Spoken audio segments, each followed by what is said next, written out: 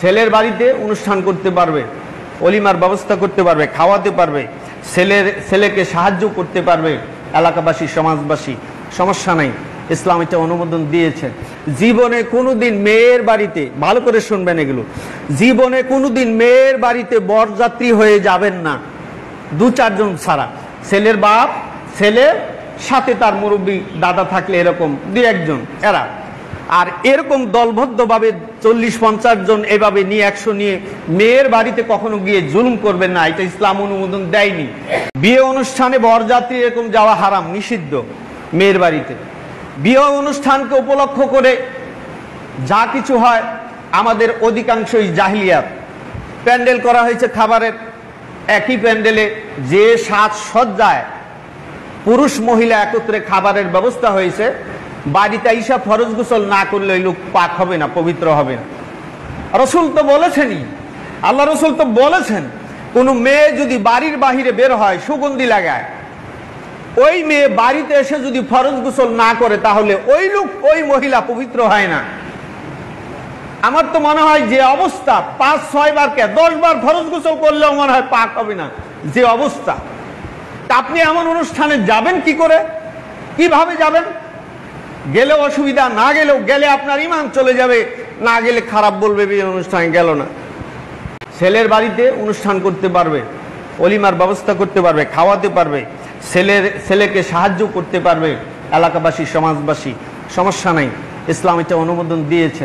জীবনে কোনোদিন মেয়ের বাড়িতে, ভালো করে শুনবেন এগুলো, জীবনে কোনোদিন মেয়ের বাড়িতে বরযাত্রী হয়ে যাবেন না, দু চারজন ছাড়া। ছেলের বাপ, ছেলের সাথে তার মুরব্বী দাদা থাকলে এরকম দুই একজন, এরা। আর এরকম দলবদ্ধভাবে 40-50 জন এভাবে নিয়ে 100 নিয়ে মেয়ের বাড়িতে কখনো গিয়ে জুলুম করবেন না, এটা ইসলাম অনুমোদন দেয়নি।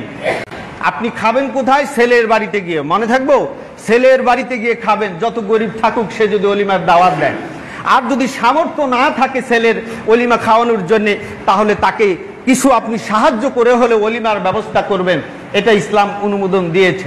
এই জন্যই তো আল্লাহ রসুল সাল্লাল্লাহু আলাইহি সাল্লাম বলছেন বিয়ে অনুষ্ঠান মসজিদে পড়াতে হয়। কেন মসজিদে পড়াতে হয়? এই জন্য মসজিদে সমাজের সব লোক জানলো।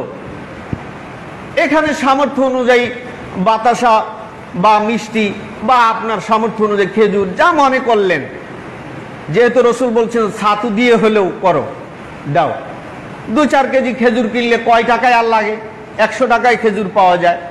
তা আপনার 2 কেজি খেজুর কিনলে কমপক্ষে 200 লোক খাওয়া যায়। কিন্তু আসলে তো উদ্দেশ্য ওটা না, আসলে তো উদ্দেশ্য একই না। উদ্দেশ্য কি? মেরা মকসদ ক্যা হয়? মেরা মকসদ মাল হয়। এই যে মকসদ যে মাল হয়, ও মাল হয়েছে যে, এই জন্য ওটা চেঞ্জ হয়ে গেছে। এগুলো পরিহার করে চলতে হবে। কোনো আহলে হাদিস পরিবার এভাবে বরযাত্রী হয়ে যেতে পারবে না, নিষেধ। যখন আমরা জানতাম না বলি না, এখন জানি, এখন বলি, এবং নিজেরা আগে পরিত্যাগ করি, তারপর অন্যকে বলার চেষ্টা করি। একটা হাদিস আছে, রাসূল সাল্লাল্লাহু আলাইহি ওয়াসাল্লাম বলছেন, অলিমাতে যদি কেউ কাউকে দাওয়াত দেয়, সেই দাওয়াতে ইচ্ছা করে যদি না যায়, তাহলে সে আমার উম্মত না। কঠিন কথা, এটা একটা কঠিন কথা। কিন্তু সেই অলিমা কোথায়? মগার বাড়িতে, মগির বাড়িতে না। মগির এমনিই তো বিপদ, তারপরে আবার সেখানে কেন? আজকে মনে রাখবেন, ইসলামের বিধান যেখান থেকে বাদ হয়েছে আর ওখানে শুরু হয়েছে কি? অন্যায়, অশ্লীলতা, খারাপ কাজ।